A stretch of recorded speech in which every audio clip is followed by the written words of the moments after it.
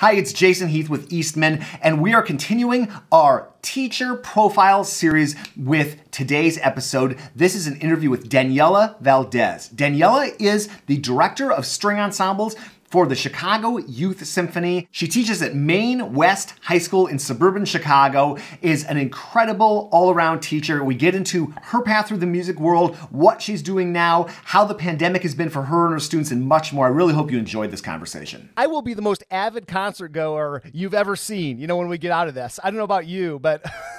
No, I can't wait. I can't wait just to be able to, go and sit and listen. The only thing I'm are we going to feel weird being like in a crowded space or very close proximity to people? Like, I don't know, maybe it just all comes back to us naturally. I feel like the kids, like seeing more kids coming to school and they're like hanging out usual. I'm like, yeah, they're kids. It's just kind of like, well, maybe us adults will be the same, Right. So. Right. Well, I'm sure you're going through this sort of thing where you watch a scene in a movie and you think don't stand so close to each other. Yeah. Like we're so. Yeah. No, I have like, oh, wait, when did that happen? No. Yeah. Well, now we're hitting the point of the year where like, if you think back 1 year ago, what you were doing, like me, March 10th, I think we had just moved into this place. And like, I think my last bass gig, there's my bass in the corner, hasn't left the corner in a year except to practice. But, we had one of those weird, because we were early to shut down in San Francisco. Yeah. But it was one of those things where they canceled. It was a student event. They canceled. They said kids can't come, but we can still do it because we flew someone out from Philadelphia to play. And so this poor guy flew 6 hours to play for a video camera, but we were playing a bass quartet together. And that was the last time I've played with humans in public. So it's crazy. Yeah. Actually last weekend marked a year from, I was at the ASTA conference in Orlando. And, we were there, and then at the end of the weekend, me and Sarah Georgievic and Matt Nix, who I don't know if you know, the orchestra director at Maine South now, we went to Disney World. We went to Disney World as this pandemic was starting to flourish, and then we got on a plane and came home, and then the world shut down. It was like, wow. Isn't that crazy? Yeah, that was like the last music education event, it was right before. I know people, I didn't go for whatever reason. I think I was just busy. But it was interesting because that was, one of those moments where I don't think they were thinking of canceling it, but I know like a few days, like I was supposed to be in Chicago the second half of March, which obviously got canceled. And it was just watching, and then, everything else got canceled. Out, yeah. Yeah. Well, how are things for you now in terms of our kids coming back to school? Because I know I was talking to Jeremy Marino up at Libertyville, and I know they've had kids kind of sort of in school. Like what's the scene like? Well, we are hybrid, which is probably one of the most difficult things they've ever asked, a teacher to do. But, my school is a little different than one of the other high schools there. My school has we're at barely 22% of in-person attendance.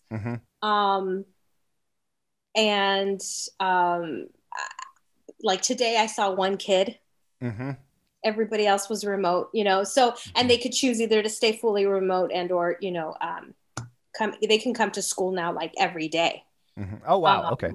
So, but our numbers are really, really low. Our neighboring school at East is the same as us, but then our other neighboring school at South has much higher numbers. They definitely feel like school is much more kind of almost at a normal pace. But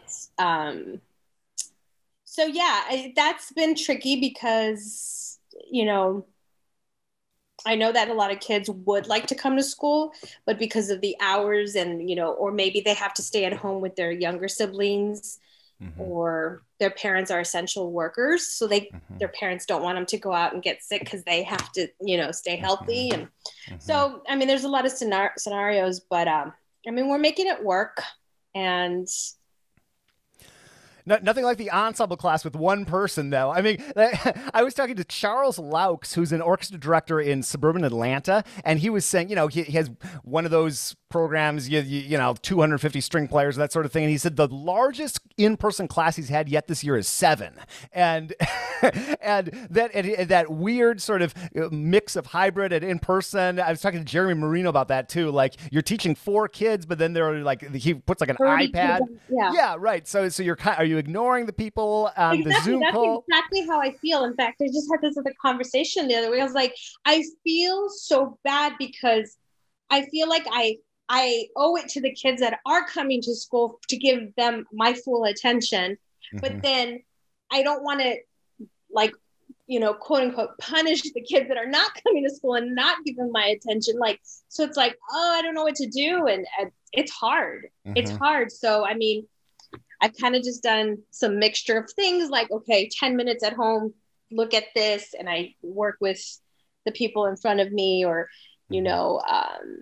or I break out into sectionals, and whatever section I'm working with, that's the breakout room that I have. And then I have those people that play that part with me. And I'm just, woodshedding through parts, and they're working as if they had a computer in front of them, because Oh, that's so exhausting. I don't know what else to do. Right. You and everybody. It's just, it's incredible. Like, the amount of work you must be putting in. It's because, I've always thought with the rehearsal, there's like this energy. It's like a circus or something, when you get there and there are 20, 30, 40, 50, 100, depending on the ensemble. And like, there's going to be an energy in that room. It's up to you to maybe direct it, or, but like, boy, the couple things I've done over Zoom, like doing a presentation or something, I just feel like I'm talking to nobody, and it's such a bummer. That's another thing. The whole camera issue, and there's many philosophies of, should you ask your kids to have the camera on? Should it be mandatory? And so yeah, it does feel like you're talking to yourself a lot of times, but the issue of also like planning. I feel like, not that I've never not planned before, but I just planned very differently. I feel like for rehearsals, I knew a lot already what I was going to do based off what I knew of the kids I'm working with, and based off the score and what needed to be worked on. So I didn't like sit and plan everything, but just like you said, like I'm creating slides, and I'm creating this, and make sure I get the link to this and upload, and technology is not my most favorite thing. Like, I don't really like to sit in front of a computer for a long time. But, so that's changed. But like, I've noticed, like, if I go into a class or a rehearsal not prepared, not like having like really planned out at least my sequence of things, it's not as I feel it's not as effective as it, Yeah, I'll bet. Yeah. It's one thing. Yeah, you can get. I'm as guilty as anybody of probably just winging it in a rehearsal, because I was thinking about it all the time, thinking on the drive to school, or like I got really into recording my ensembles just to listen to the rehearsals, and so. But yeah, it's totally different if you got to like pre-plan all this stuff, and then and it's really not about the music anymore. It's just about the engagement. How am I going to keep them engaged? And then and by the way, it's through the medium of music, right. But so yeah, it's tough. How great is that rehearsal? So like, looking at my friends in Australia and seeing like pictures, I like living vicariously through them. How great will it be when you finally have a rehearsal with, not one person, but. I know. I was telling my kids, I was like, the sound that I probably miss the most is the sound that an orchestra or any ensemble makes right before the rehearsal begins. Right? When everybody's warming up, you're hearing some tuning, you're hearing some concertos, whatever. So actually people practicing excerpts within the piece, like just that kind of just mesh of sound is one of my most favorite things and comforting to me. And then the silence that comes to enter into the rehearsal. I think when that happens, I think that's gonna like hit me more so maybe than a concert. Cause I mean, I love concerts, but I love the process more, Yeah. And So yeah, I can't wait to hear that. Yeah. Isn't that an interesting phenomenon? It's almost like the human psyche manifested in sound, because there's all these people thinking about all these different things, and then all of a sudden everybody's focus goes, to one thing. Yeah, that's one of the cool things. I'm sure, we made it this far, we'll get out of this stinking pandemic, and like the things that we'll relish, just like that's something that I always have treasured so much, with whether it's a rehearsal I'm doing or a concert I'm playing or a rehearsal I'm playing or whatever, like coming together and putting away the phone, hopefully, and all those little devices, and just like focusing for a block of time on one thing. How rare is that in our world today, right? I know. Yeah. Just to be focused, and then just like at that moment, here you go, like truly undivided attention, right? So I've been working with Eastman off and on for the last few years, and the job's sort of grown. And so I'm in this new role, and part of what they thought I should do is, and my idea and theirs is like reach out to people that I think have interesting careers. And you were one of the first people I thought of, and it's great to have an excuse to talk. I mean, again, I'd want to talk to you anyway, but like, I do my bass thing I've been doing forever, but like just the path of your career so far just seems really, from the outside, it seems really interesting, and it seems like it would be really satisfying the way that you have this mix of the youth orchestra and then the high school work, but then you also have this middle school background, and you were teaching there for a while. And can you, and again, I'll go through and edit all this, so this is just like hanging out, but so you're from Texas, right? Originally? Where are you from in Texas? El Paso, Texas. All right. Okay. Yeah.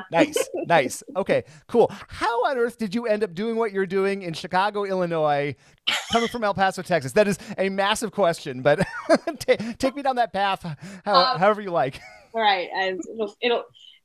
So quickly. So I, after college, moved to Dallas. I got a job immediately, teaching at a middle school. And then I decided after about 3 years, I was like, I want to go get my master's, but I wanted to be sure that I wanted to go get my master's in music education. But after those 3 years, I was like, okay, I know what I want to really focus on. I know what I still need to do. And then I applied to schools, and I ended up at Northwestern. So that's how I got up here in 2001. Actually, wow. We just missed each other. I left Northwestern in 2000 with my master's, so we would have been in different buildings because I was doing the performance. But wow, that's great. I was just there. Yeah, so I did the year where I quit my job and I moved up here to go to school full time, and so I finished up, and I decided I don't want to go back to Texas.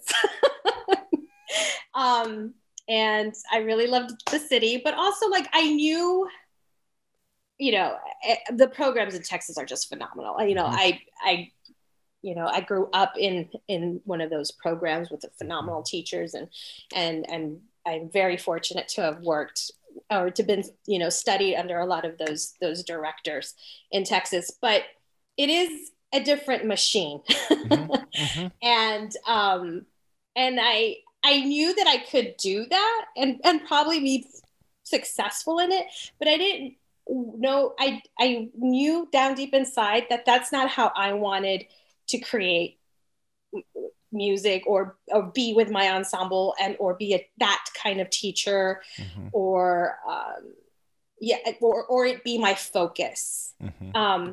So I could have gone back and had like my dream job again, but I passed on it, and I stayed here, and I started working in Highland Park up north. And I was at a middle school and 2 elementaries for 9 years there. Wow, 9 years! I knew you were there for a while. That what was your job in Dallas? Were you also doing elementary, middle?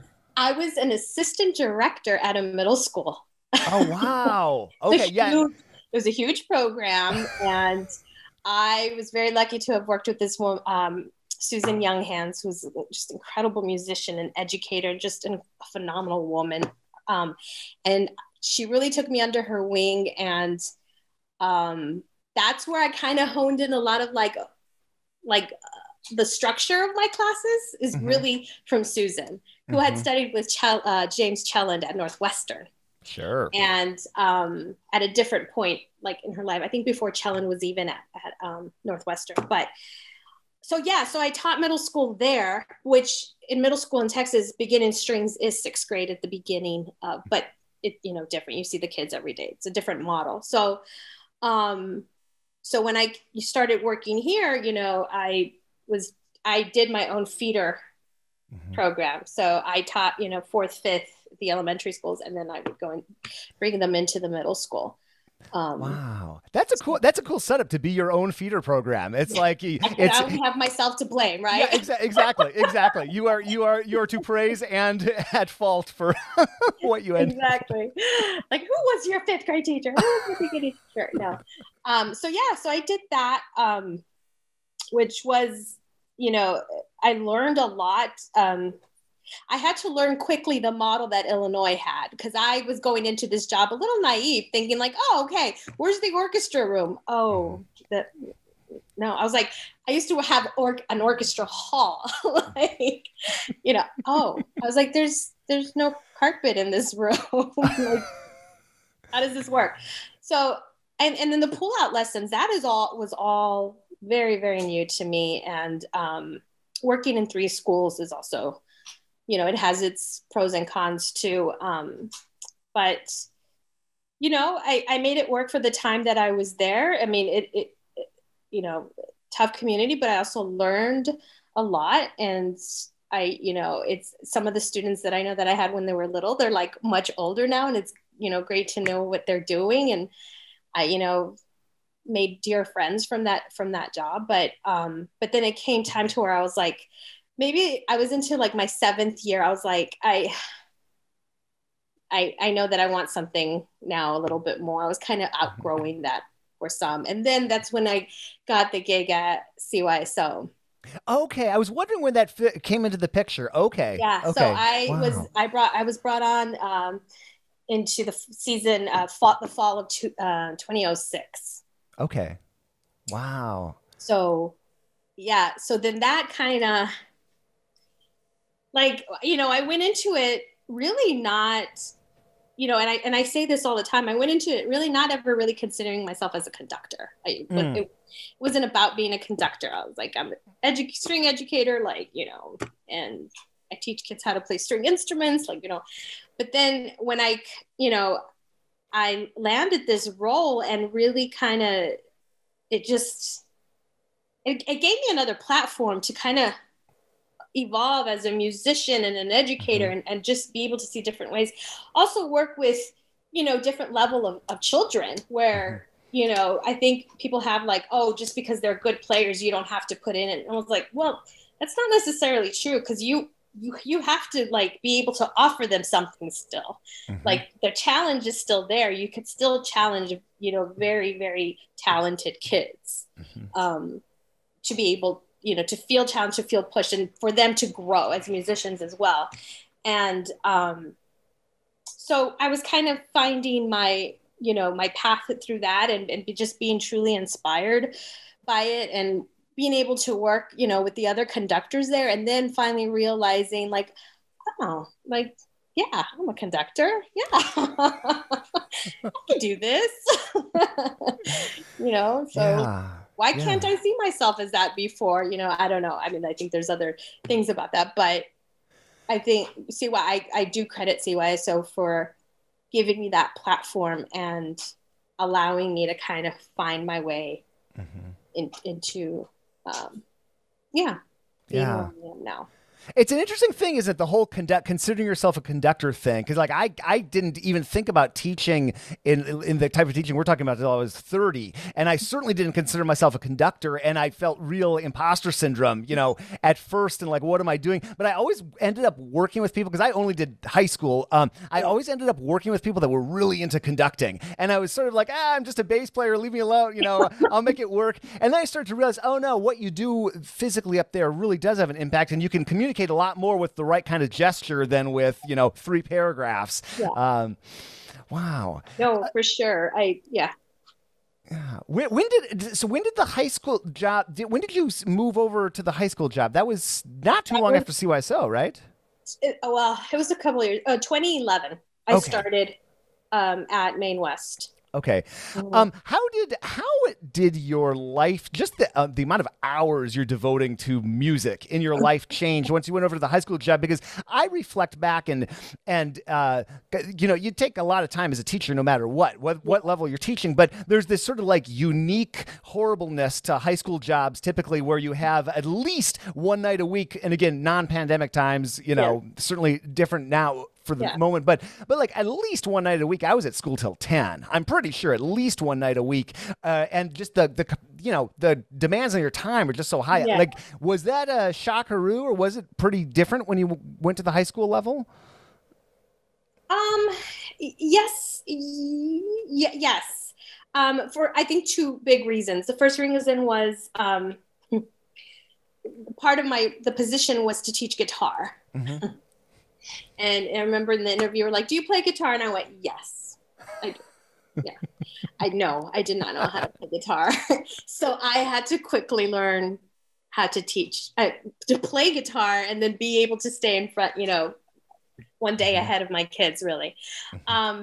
So at the beginning of the gig, I was putting a lot of hours into really the guitar classes. I feel like the ensembles was like, that just came more natural, obviously. And then two, the night stuff was very different than at the middle school. I feel like my middle school and elementary, the day is very jam-packed. Like there's really not a moment, but then you don't have many evenings other than, your concerts or whatever. And, but high school, you have your extracurricular group, or you're holding this, you're holding that. So at first it was a major shift in how I managed my time. But I've always, and one of my bestest friends would probably make fun of me if he heard me saying this. I've always been one to make sure that I do have Daniela time, my time.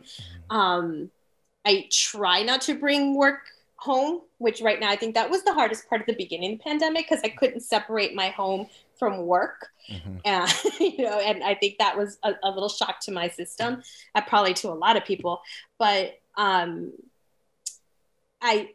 just always made sure that I maintained that, that balance. And so that was one thing that I work at it. I just because my schedule could get really, really busy. And then with CYSO too. And the artistic staff at CYSO were very fortunate in that the artistic staff is literally just the artistic staff. And we have an incredible operations staff that does everything that I do at school for my orchestra. They do it. So we are lucky that we get to walk in and just start teaching the music. I don't have to worry about what kid lost this part, that part, the chair, this, that. We don't have to worry about it. So that does make it much easier and not as stressful. And, they even filter parent emails, which is great. Nothing comes to us. And so, I remember when I got into CYSO, they said one of the goals is we want to let the conductors be conductors, let operations do it. Because I remember going in and changing the stands. They're like, "What are you doing?" I was like, they're like, "We'll do that for you." I was like, and at first I was like, "Oh, this feels weird. I feel guilty. I should be moving this." But you kind of quickly do get used to it. So I think having that off my plate and just to be able to focus on, on the rehearsals and, with the kids allows, for that. If I feel like if I had to do everything at CYSO that I also do at work, that would be too much for anybody. People don't realize that you are the whole staff, at any given public school job. I remember how much of my time was spent setting up the chairs, and we always shared with the band, which was its own unique challenge where there are twice as many stands as we need, and everything's in, concentric circles and this doesn't work, and then moving timpani and random hi-hat stands. And then it's so cool. My limited going in and guest conducting for youth orchestras, it's so cool to walk in and everything is in its place. It's got to be a creatively interesting for you too to have that and have had that on your plate too, because there's just so much with the high school job, ordering the buses and doing the bloodborne pathogens test and all that sort of stuff, and not to mention the teaching and the planning. But how great, and then to work with a different set of kids, like once a week or less frequently than your other students. Well, that's got to be it's got to kind of be inspiring in a way to take what you do with CYSO and sort of, I imagine that kind of fuels you for the rest of what you do. Oh, for sure. I think it works both ways. I feel, and I've done this sometimes where I take the same piece that I might be teaching my high school strings at CYSO and present it to my top ensemble at school. And I really do realize that I'm teaching it very, very differently.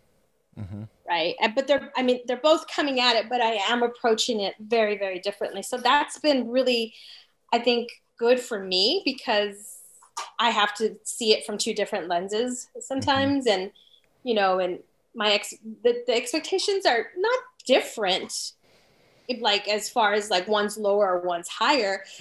I do hold high expectations, but they're different in that sense. Right. A different set of expectations. I probably should say it like that. But it is, it is nice to be able to go and do that, because it is different teaching styles that I get to explore and. Yeah. I'm sure all your kids, I'm sure this was only a problem in District 128 and where I taught, but it's like, first rehearsal, it would be like total disaster. And that was something that freaked me out starting to conduct. I would be like, all right, let's do Beethoven 5 or whatever. And we'd start. And I was like, that's not C minor. That's not even remotely C minor.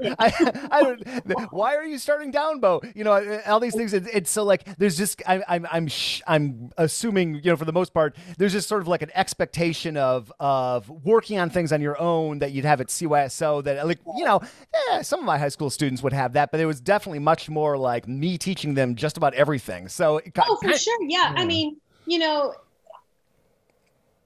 and again, it's not like what I said earlier, just because these kids do come in with this breadth of knowledge and private lessons and many musical experiences, as opposed to like the kids at school, they're not taking private lessons. They at beginners, they only had orchestra once a week. So like it's a different track that they're on.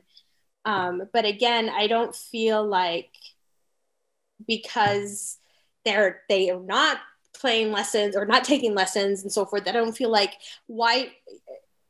or cut them short of my instruction. Like I'm going to give them meaningful instruction regardless of their experiences, if that makes sense. So yeah, for sure. For sure. And it's so interesting to be on this journey with these students, like those students that you were working with, back in Highland Park, and like seeing them grow up. It's so crazy to me, like some of my former students. I got actually principal of lyric was one of my private students. I started teaching him in 5th grade, and it's so interesting to make those connections. And you never know where these people are going to go and where their life's going to lead them. And some of them, music's a big part of it. Some of it, not at all, but they have fond memories of it. And it's the more I taught, and in the types of jobs we're talking about, the more I realize like trying to give them a good experience for them, something, we're making music, but we're it's kind of like life lessons we're doing here. We just happen to be doing it. Yeah. And these experiences, something they keep forever. It's not just a passing moment. It's a moment that stays, that whether it's a song that they remember playing or a trip they took together, a bus ride to a competition, whatever it might be. It has a lot of meaning, and it holds a lot of meaning for these students. And then it was made through, playing music, being part of an ensemble. I love that you've been able to have that work-life split like that and not take your work. I tried to do the exact same thing. I would intentionally leave my scores on my desk at work, even if I kind of wanted to go through them. And I have so many colleagues that would just go all night working on these things. And, I would look objectively at the programs and I was like, I think my program's doing just as fine as the other one where someone, and it's just, I don't know. I just didn't, it would just run me down if I did that. And like, that's the sort of job that can take over your life if you're not careful. And I was one of those people. I was like out of school as quickly as I possibly could, but I tried to just maximize my time while I was there. I was just not one to stay around till 9 p.m. unless I absolutely had to. Yeah, no. I wasn't. No. I don't think I've ever done that. And again, like I said, my friend Todd would be like, let me tell you about how Daniella works. But I think I've been like that ever since I was younger too. Just kind of like, I knew where to stop and then I'd come back to it and the time that I did have, then I would put into it. And I think I also kind of take that from, it wasn't until graduate school I kind of then started taking that in my own practice. Like, okay, I have 20 minutes to learn this, this like an effective practicing, right? Effective practicing. You don't have to practice 4 hours to learn something if you, if you approach it through effective practicing. I think it's the same thing too. Like, I don't have to, like you said, I don't have to work till 9 o'clock because the orchestra will still be what it is the next day, right? And right. It will get done. It will eventually get done. I think where I am the most unorganized in my life is a grader, like grading and assessments and all of that. I have to work very hard at staying organized, but and especially now because the pandemic, because that's all you're doing. I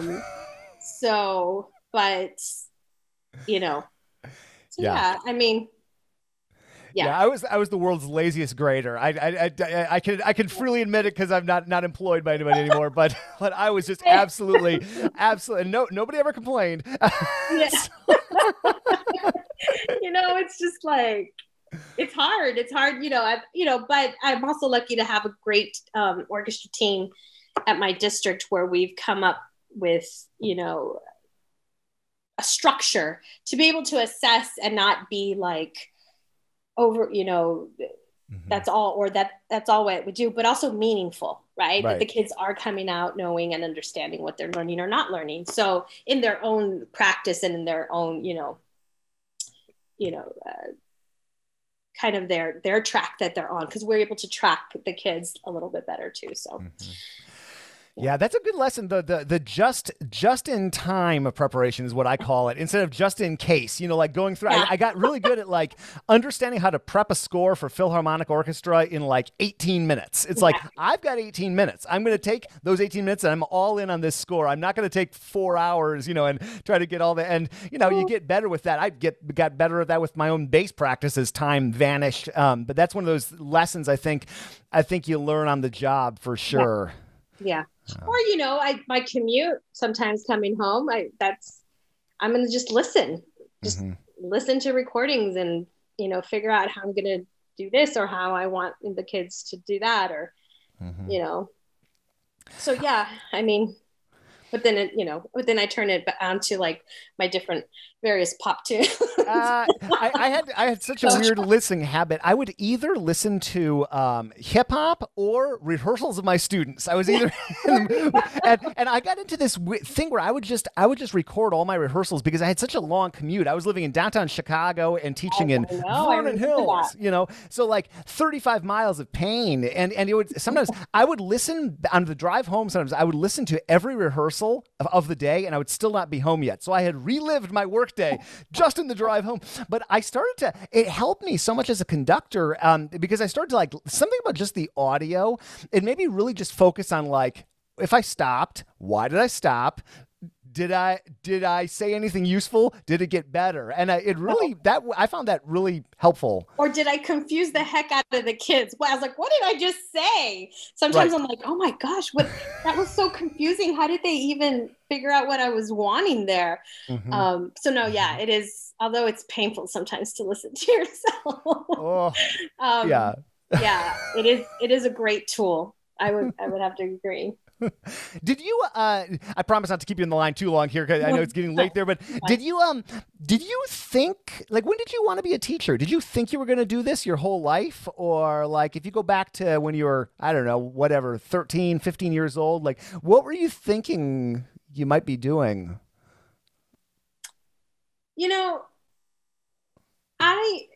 I didn't always think I wanted to be a teacher. I knew that once, but one thing I did know was the minute I started playing my violin, like, that was it.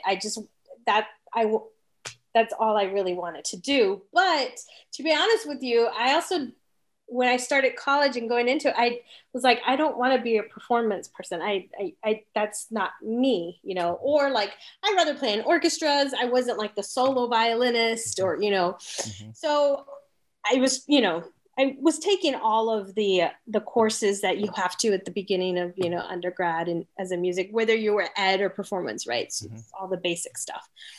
And it was not until, one of my professors, Dr. Susan Brumfield, who's still there, and she's amazing, music for children professor. And I had her class, I took her class, and just basically her class was her teaching us songs. Cool. And through her teaching us songs, that's how we were learning how to teach. It was the way she did it. And I still sometimes go to some of her clinics and I'm like, damn, she's so good. Like, how does she do that? She just kind of like slips in like, wow, now everyone's clapping that rhythm, but she didn't even tell them that that's what was going on, right? So like, I was just really inspired by her. And she was, I think, also told me like, you need to go into teaching. That is what you need to do. And I was like, I don't know, back and forth. And no, she's like, you get it, you understand it. And I was just like, okay. So then that's, at that moment, I think she gave me the go ahead. And I felt like, oh, maybe I could do this and do it well and be happy doing it. And then that was it. Here you are. Here I am. Isn't it crazy the impact that one person can have? Yeah. like I think about this, a former student of mine, I was teaching at Libertyville High School when I was still just private teaching bass. And he came to me and he said, hey, I want to go to music school. Where should I apply? And I just rattled like 5 schools off the top of my head. And that's exactly where he applied to. And that shaped his life. And he's doing well. He's in an orchestra in Germany now, but I just was like, oh, dang, that I should really take those sort of moments seriously. It's incredible. I'm sure you've had that impact consciously or not, on a bunch of students that have, like, whether it's music or something else, just those teachers that people have. It's just incredible the power you have with just some sort of flippant remark like me, like, hey, apply to Eastman, this or that. Yeah, it is really funny. In fact, I think I'll share a story because I really love this story. I had a kid who's probably in his mid-20s now, at one of my first years at Maine West, who as a freshman would come in crying into my office every day. I hate this. I don't want to do this anymore. I'd be like, Harsh, you're okay. You're just stick it out. You do really well. He's like, it's so hard and this and blah, blah. And then he signed up sophomore year. Same thing. I don't know if I want to do. He's like, I just cried. I'm just like, by the time he was a junior, I was like, Harsh, what are we doing? Like, what are we doing? And of course he stayed in all of 4 years. And then I received an email from him, maybe 2 years later. He was already starting. He was going into nursing school. And he's like, Ms. Valdez, I'm going to go to the concert, blah, blah, blah. I'm going to go to your concert tonight, blah, blah, blah. And I was like, oh, Harsh, it's great to blah, blah. And then he came to the concert, and afterwards he found me and he said, I want to thank you for letting me cry in your office for 4 years. And you like just insisting that I stay in orchestra. He's like, because now he's like, I play in a non-major group and it's just like for fun, we just kind of get together. He's like, but if I hadn't done that, I would have not been felt like, you know, confident enough to go into this non-major group. But he's like, it's one of my highlights of my week to be able to go and just play stuff through with your, and he's like, and sometimes like, I wish that you were the conductor because they have to like fix things and they're not fixing things. And I know you would fix them. So it's like, I was like, that to me right there, I was like, thank you for sharing that story with me because, you know, here I'm like, oh gosh, here he's crying again in my office. But at that moment, I didn't know like me pushing him was really what he needed. Mm-hmm. So yeah, just like you, beautiful, you know, these stories and little words that we don't know that really take a big meaning to somebody else. So we're kind of lucky that happens though. For sure. I mean, the longer I've taught, and I barely teach these days. Either like the older I get, the less I teach, which is like a weird direction for me. But I've just learned like never write anybody off. Not that I would ever write anybody off, but you just never know where someone's going to go. And if I'm just thinking about music, I've had students I've worked with that I would never have predicted professional music success for them, and that's what they're doing, and vice versa. You know, and it's just, you know, whether it's this student crying in your office, it could have been so easy to just be like, ugh, I don't want to deal with this again. Yeah, maybe orchestra's not for you, but and if you'd had a different teacher, maybe it would have gone that way. So it's just incredible, what those little moments can do to shape a person. For sure. Wow, you rock. Hey, thank you so much for doing this. I so appreciate it. Whether it's Midway Airport, whenever we start flying again, or ASTA, or Midwest, or if you're in California at some point, look forward to hanging out again. Pick it up there. No, thank you for doing this. It's great chatting. Thank you so much for watching. Daniella, thank you so much for talking with me. You can learn more about her work in the description below. Thanks for watching, and we'll see you in our next teacher profile. Okay, that works.